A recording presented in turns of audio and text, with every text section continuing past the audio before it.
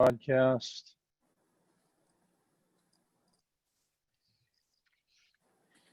We're going live now. Got folks coming in.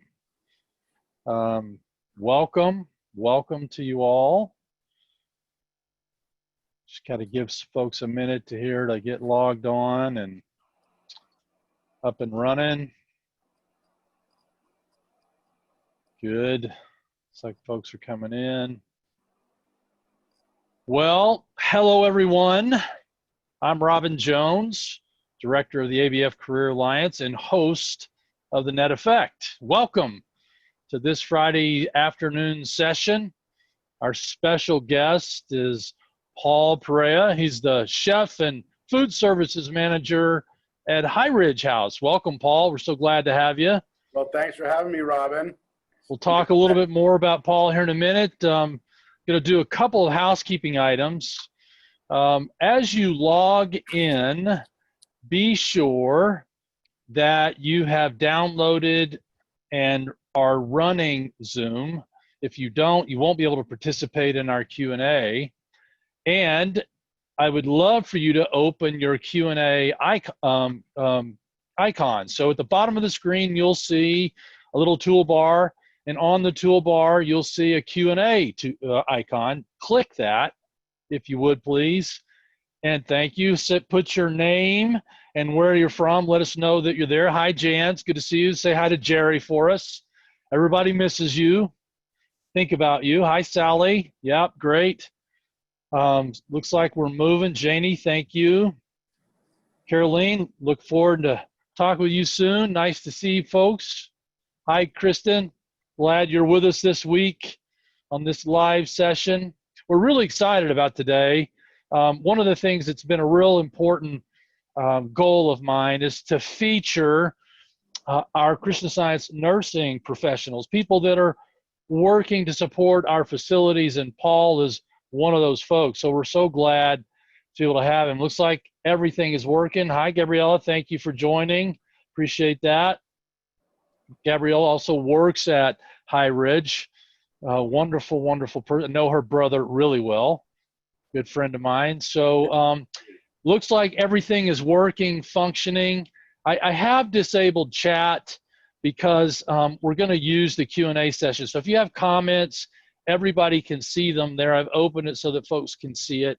So as we move through, if you have a question, please be sure that you put it in the chat box or in the Q&A. I'll monitor that, and also if you have any comments, it'd be great to see that. So we're going to get right into it. Paul is, like I said, currently the head chef and food service manager at High Ridge House. He's a magna cum laude graduate from Northeastern University. Sorry. Okay. He's a gourmet chef. Let me put that in there and make sure that you know that, and a published author. He describes himself as a Manhattan-trained businessman. Now, that's an interesting description, Mr. Perea. Now, I happen to know what that means, but yeah, it means that you can get on the ground and do some running, I'm sure. Yes, and learn how to work 70-hour weeks for sure. Well, there you go, and that you're certainly putting that into practice right now. And so he did have a dream to manage a high-quality food services operation for people that he loves. Imagine that. I can't imagine a finer place to be than where you are right now at High Ridge. But I tell you, your story and how you got there is pretty interesting. You didn't start out in that place. You kind of had a different direction and a different career path where you face some real adversity at times. Yes. Well, thank you everyone for having me, and really appreciate being here. So all of us, or most of us on this call, are Christian scientists, or at least familiar with Christian Science.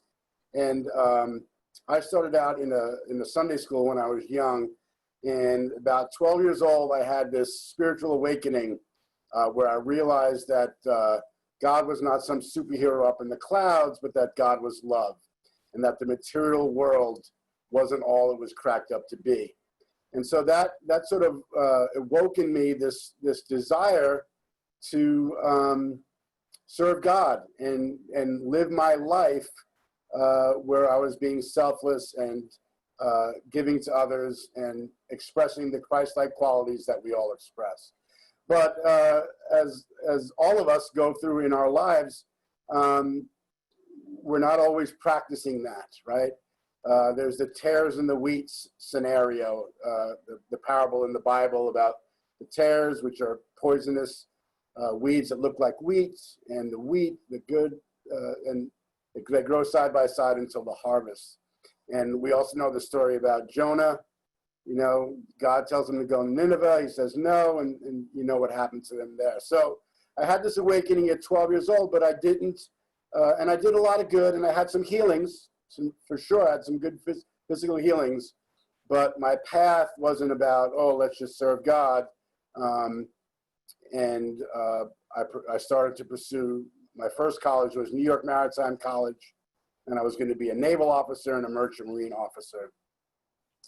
But again, that wasn't, you know, this talk is entitled Career Path or Listening Path. That decision was not based on listening. That Right. decision was based on material desires and what I thought would be best for me, and not really listening as to who I was, what were my talents, what would make me happy, how could I best serve God. And coupled with that, growing up, there were some challenges that I had to face that many of us do, family challenge, obsession challenges, and so forth. So the early age, my early 20s, was not a very fun time. And I actually ended up going to 2 different colleges and not succeeding. But then, you know, as Christian Scientists, and those of us who, all of us on this call really, who understand this concept of God and divine guidance and divine love, we're held to a higher standard, right? Once you know that God is love, the material world isn't all that it's cracked up to be, you can't bury your head in the sand anymore. You may want to, you may try, but you can't. So I had some challenges, but through it all, God was still there. And so the first time in my life where God entered it in my mid-20s and lifted me out of where I was and brought me up to Boston. And I enrolled in Northeastern at night. I got a job at the mother church, a couple of different jobs. My last job there, I was the head librarian at the Copley Square Reading Room. Doesn't exist anymore, but they used to have 4 of them. And there was a lot of great stuff going on. I don't know if many of you are familiar, but the late 80s, early 90s up in Boston, there was about 1,400 people working at the mother church, and half of them were young scientists between the ages of 22 and 26. There was touch football games and large groups of people going out to dinner and movies and monitor radio softball. And it was a great social scene, especially for me, growing up on Long Island, where there were 3 people in my Sunday school. Never heard of Prin, never heard of the camp, so it was pretty cool. I met Lisa there. I finished college there. I wrote my first article for the periodicals there, and so I was definitely on the listening path at that point. But then, as we do, it didn't last, right? Tares in the wheat. So I started thinking, okay, now I'm married. I have a son. What am I going to do to support my family? And I stopped thinking about what are my talents, how best can I serve God, what do I need to do to fulfill my needs and best use my talents.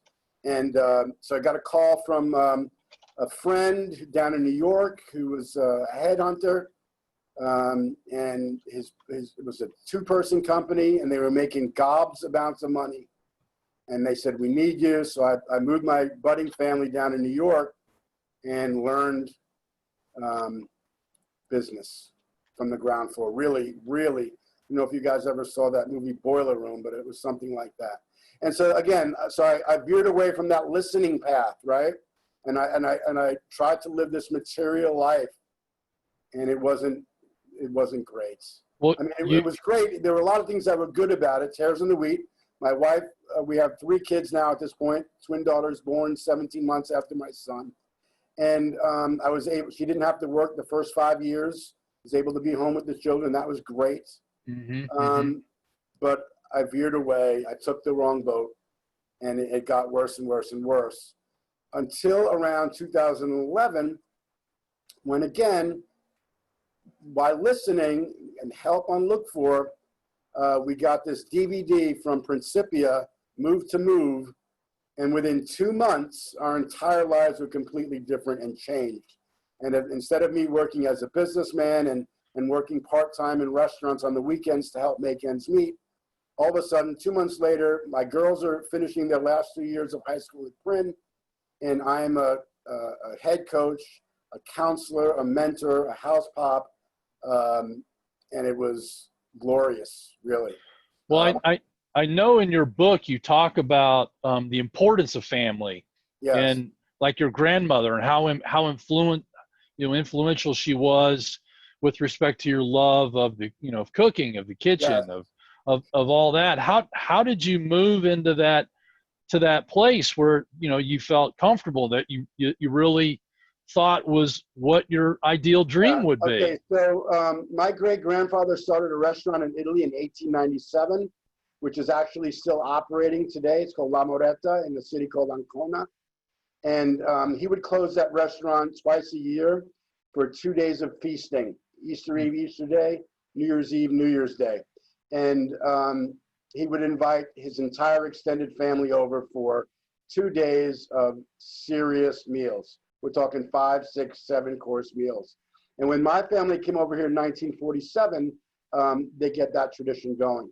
So actually from 1947 to 2015, unbroken, every Easter Eve, Easter Day, New Year's Eve, New Year's Day, my entire extended family got together, 30, 40 people, for 2 days of feasting. And at a young age, maybe 7 or 8 years old, I was one of the 2 favorite grandsons allowed in the kitchen and learned how to prepare and serve food, large quantities of great food for a lot of people. Well, it sounded like your grandmother was a typical grandmother, where she was right there on you as you put the ingredients in and all the procedures. Sounds like you got some serious mentoring. Yeah, the mentoring, yes, it was serious mentoring. It was more of her example. She was an incredible woman. I'm sure everyone thinks that their grandmother is an incredible woman, and we're all right. But she had this aura about her that every single one of her grandchildren just respected. So she taught most by example and matter of fact. Now, I also want to say that my mom is an amazing chef as well, and she was part of that. And while my grandmother was an incredible Italian chef and knew all of her father's recipes, my mom expanded upon that and went into international food. So, I'm 12 years old and I'm eating Greek food and Spanish food and Chinese food and everything from scratch. Other 12-year-olds are ordering chicken nuggets. I'm ordering coquille Saint-Jacques. Right. So you really have a palate that is large and a vast understanding of food, and obviously a deep love of that. And yeah, so there's a thing about feeding people. I'll give you an example. When you make something, it's part art, part science. And when you make something and you put everything into it and people enjoy it, there's a soulful experience about it, right? Mm-hmm. So you're feeding them humanly, but you're really feeding them a little spiritually too. And that's what I get to do here at High Ridge. So how did you move into this role? How did you go from St. Louis right. Because there's a lot of folks out there that are trying to figure out, what do I do next now that we're in this issue? I know. Again, it's about listening, right? And it's about God's will and not your will. So when I was at Principia, I thought I was going to be there 20, 30 years. I knew I was doing a lot of good. And I would cook, I was still cooking, right? I would pasta parties for all the sports teams and my hall, and the kids loved being on my hall because they got fed well. And so I thought Lisa and I were going to be there 20, 30 years, right? because it was very tangible that I was serving God in a good way, and I felt great about it, and was using all of my talents. And then in 2013, Lisa passed away. So that was a big change, completely out of my control, right? And I proceeded, it was a slow descent in the beginning, but a rapid descent into a dark, dark, dark place.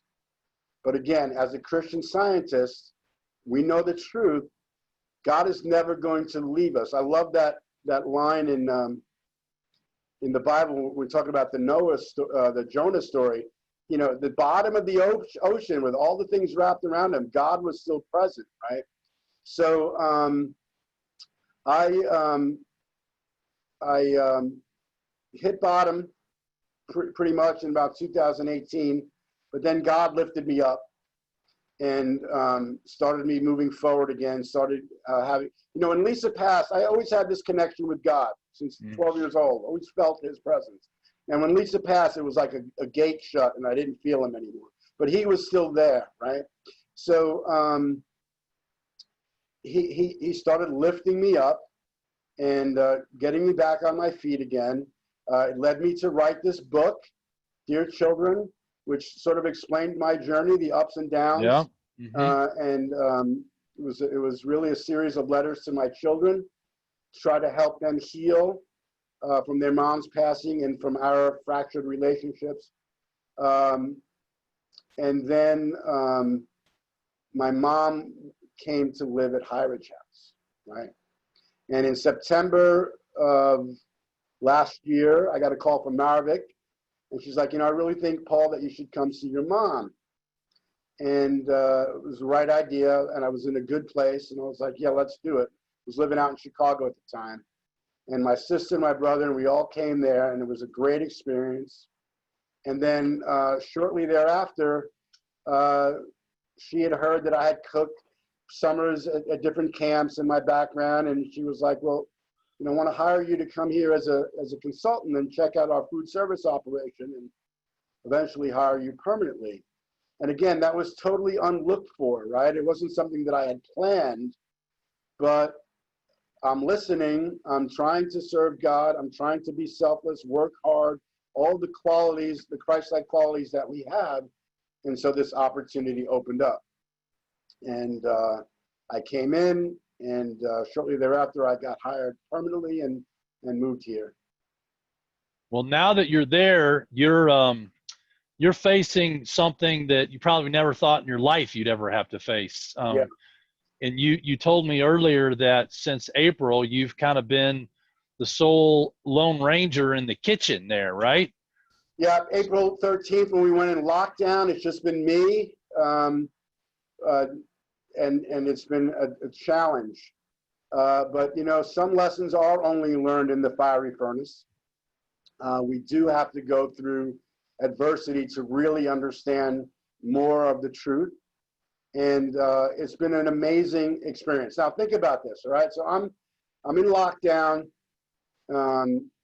and I'm facing these physical challenges, right? You're working 10-hour days, no days off. You're by on your feet. Right. Then I'm facing these mental challenges that I'm sure many of us have been facing, right? Right.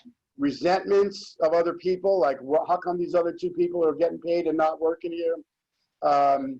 Fear of the disease, right? We're Christian Scientists. We do understand that disease is unreal, but sometimes we don't. We're human in this phase of existence.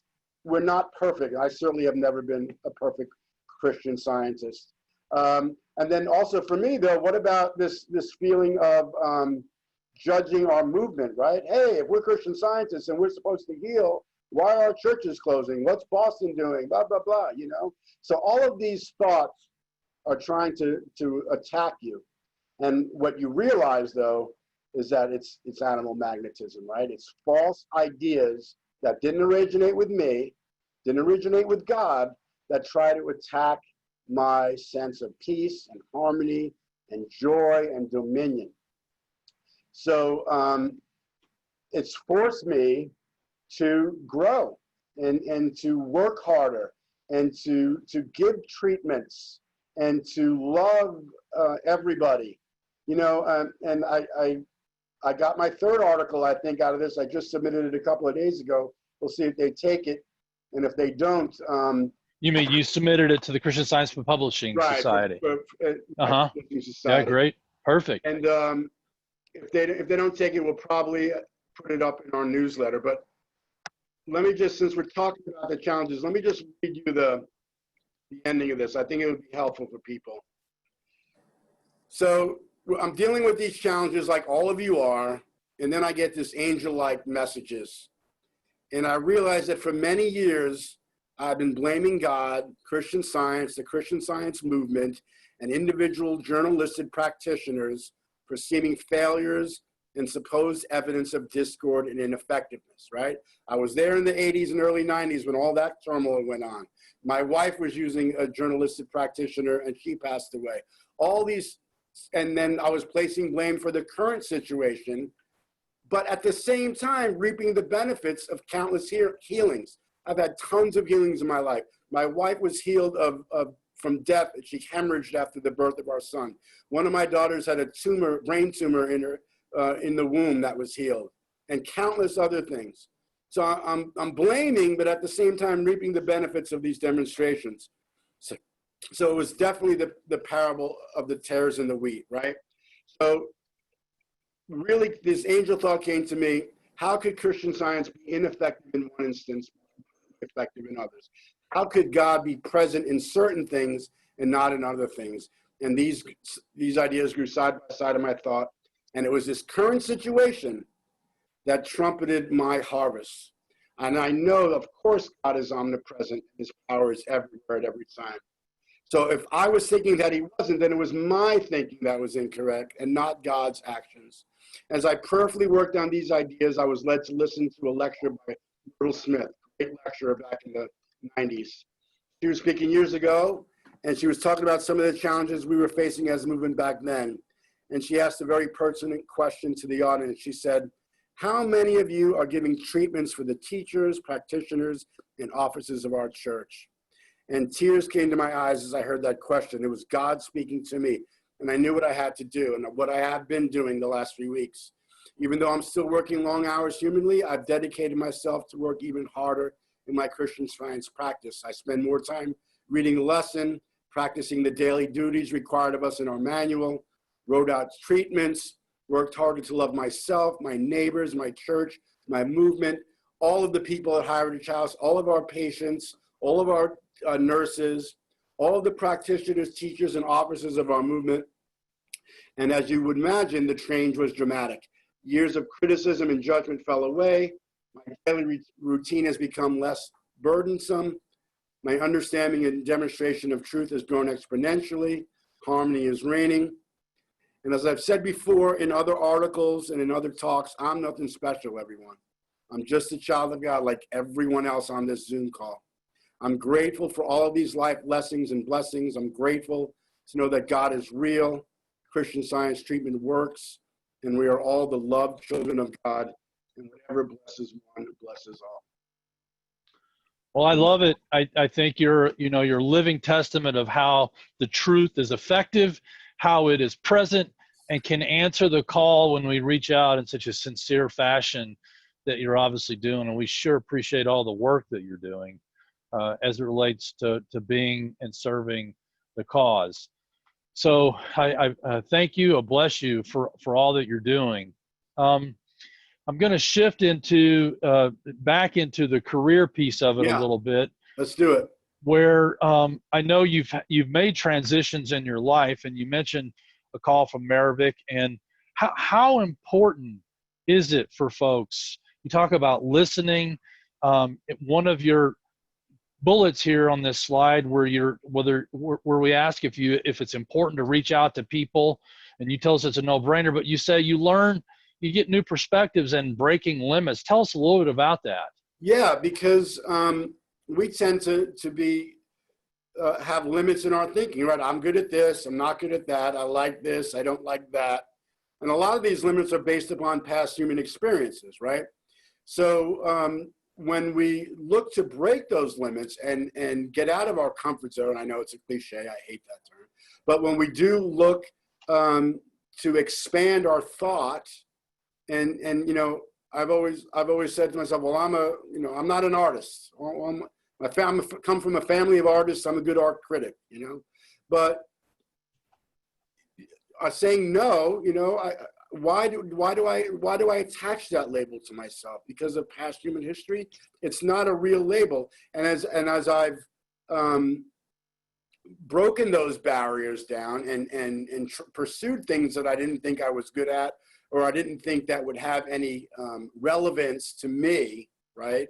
When you do that, you gain a ton, and ideas come from unlooked for, and you start to really grow and develop and think of yourself differently and open yourself to possibilities that you would never think would be there. It kind of leads into your top takeaways, right? And kind of that first bullet point. Tell us a little bit about that. So I have a younger brother who is a violinist. He's got his doctorate in music. Growing up, he was from 4th grade on. This guy was all about music. It's his way of expressing soul too, and he uses music. Really, he's grown so much spiritually because of that music. But growing up in our family, he didn't get a lot of support. What are you going to go to college for? A music performance? Well, you're not going to make any money. How can you have a life? You know, so there was a lot of discord and obstacles in our family, by some, not all, for him to pursue that. But he didn't listen to them, and he pursued it, and he's had a wonderful, wonderful life, and has touched a lot of people. So at Print, I used to tell the kids, hey, if your passion is basket weaving, then just go for it and be the best basket weaver that you can be. Because if you do that, then you're serving God, then you're using all of your talents, and of course you're going to be taken care of and cared for. Well, I love your bullets here. And when you say unlimit thought and be open to direction, you're talking a little bit about that with your brother. He was obviously demonstrating that. Yes, absolutely.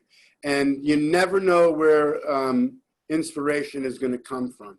And right, I mean, they had to pay the tax, and he said, go look in the fish's mouth, right? Right. Who would think that that's where you'd get it? And the only enemy is animal magnetism. That's right. It's not another person. It's not another member of your family, of your community, of your job, of your work, of your church. Every single person on this planet is the same perfect child of God that we are. And it's only animal magnetism that tries to tell us different. Well, one of the things I want to talk about, I know we're getting short on time here, and we haven't even gotten to Q&A yet. It always goes so daggone fast. But I love this picture of volunteers at High Ridge.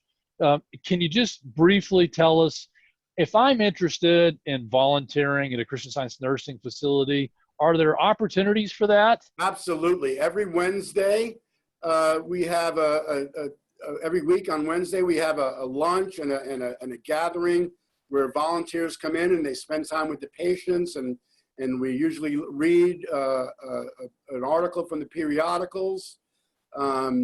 There's a lot of ways that people can, and we have a lot of great volunteers. And it's obviously, the more you give, the more you get, right?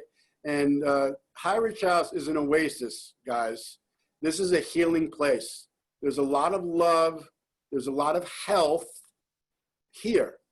And everyone here is dedicated to the cause of Christian Science, to nursing our patients, nursing our community, nursing the world, really. And it's evident. It's completely self-evident by anybody who walks in that door, and they feel that presence of love here.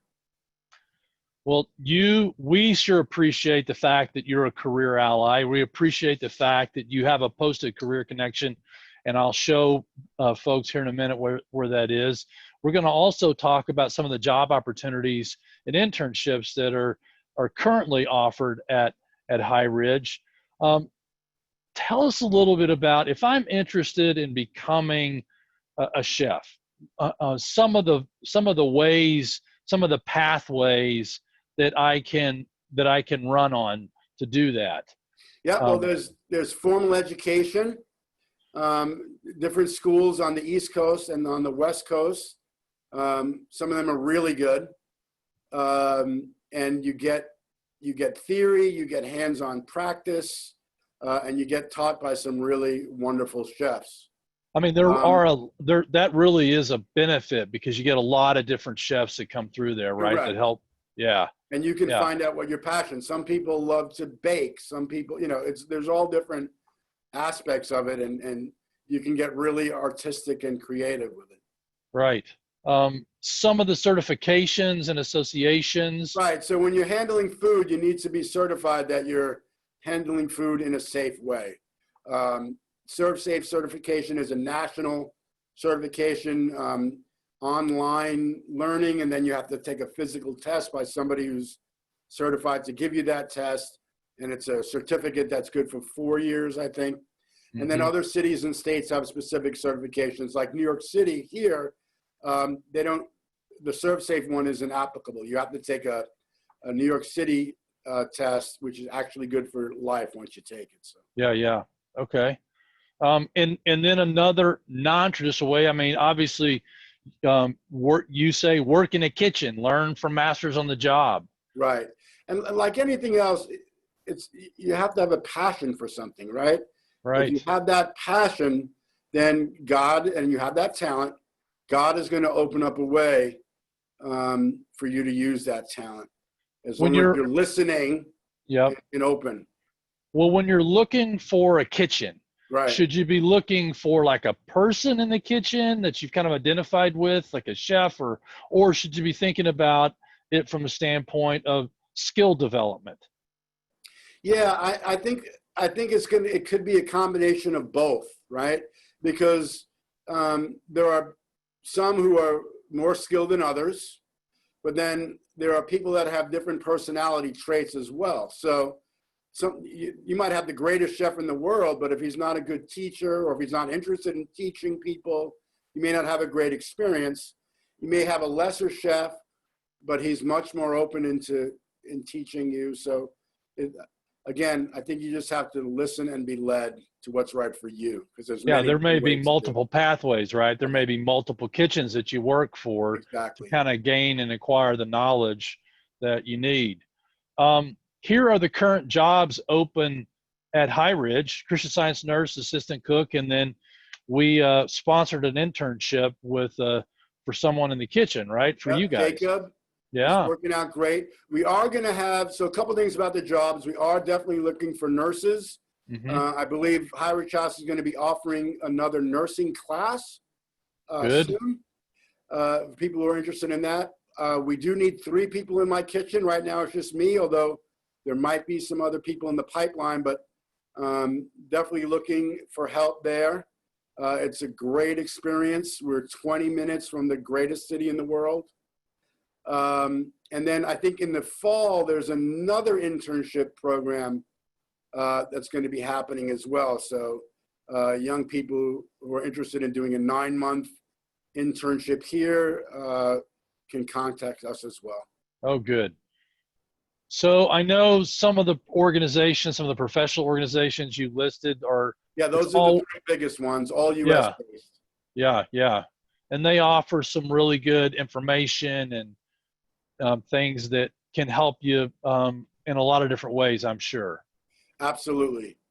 Chefs love to talk about their creations. Yeah. Oh, I think I skipped a slide. Sorry about that. And then if you're interested in kind of what your opportunities are in the food services business, you can certainly go to a U.S. Bureau of Statistics occupational handbook. I listed the chef medium salary and a food services manager's salary as well. So there are resources available. You can get that from our Get the Tools section and do some exploration on your own. And then Paul is an author as well. And it's a great book. I have it. I've read it. As you can see right there, we took some notes from it. You can find it on Amazon. It's called Dear Children by Paul Perea. So I recommend that. And we got to get to Q&A. Okay. So I've got a variety of different questions here, so I'm gonna start firing Do it. away at it. So we talked about what led you to be a chef, and we've talked about how you're using CS in your daily work. Yes. Let's ask, what is the most challenging situation you've met as a chef? The most challenging situation that I've met? As a chef. Mm-hmm. Yeah. I think that the most challenging situation that I've met is maintaining patience. You know, you see that on television shows or movies. You'll see the crazy chef running out into the dining room with a kitchen knife because somebody wanted to put ketchup on something. I think the hardest challenges I ever had were when I was running Camp Owatonna and made food for 100 people and had everything perfectly ready at 6 o'clock, and they didn't get to eat it at 6 until they didn't come into the dining room until 6:30. So maintaining my cool, as you say, while the food was getting very cold, that's my biggest challenge. Well, this is a very interesting question, and you may have some good insight on this. This person asked, how do you work effectively with a mentor who is 20 to 30 years younger? I don't know if you've ever found yourself in that position before, but what would you say to this person? I have found myself in that position before. It's not easy, because our natural human instinct is ego, right? How does this young whippersnapper know more than me? Right. But we go back to what we were talking about before. It's only animal magnetism that talks about age. Because if life is eternal, then we're eternal, then human age doesn't mean anything, right? So we separate the human thought and the human ego, and we just look at what we're learning. Is this mentor teaching me something that's valuable? Probably yes. Well, there's one mind, right? Right.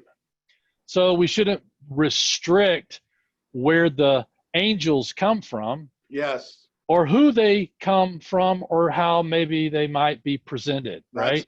Well, I can't add any more. That's perfectly said. Yeah, good. Well, this is an interesting question too.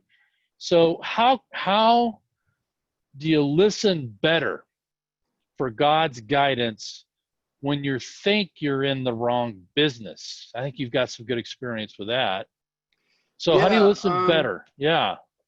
So there have been plenty of times where I'm doing stuff that I don't like to do, right? And I know that I'm in the wrong business.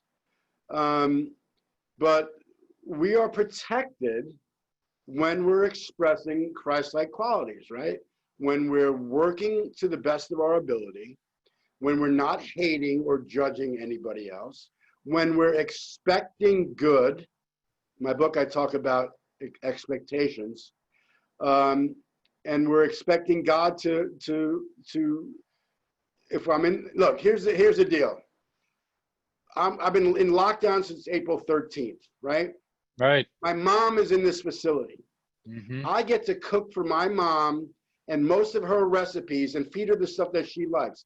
From her perspective, there is nobody on this planet who could fulfill the role that I'm fulfilling better than me. So I'm absolutely in my right place. So if I'm absolutely in my right place, then everyone else is.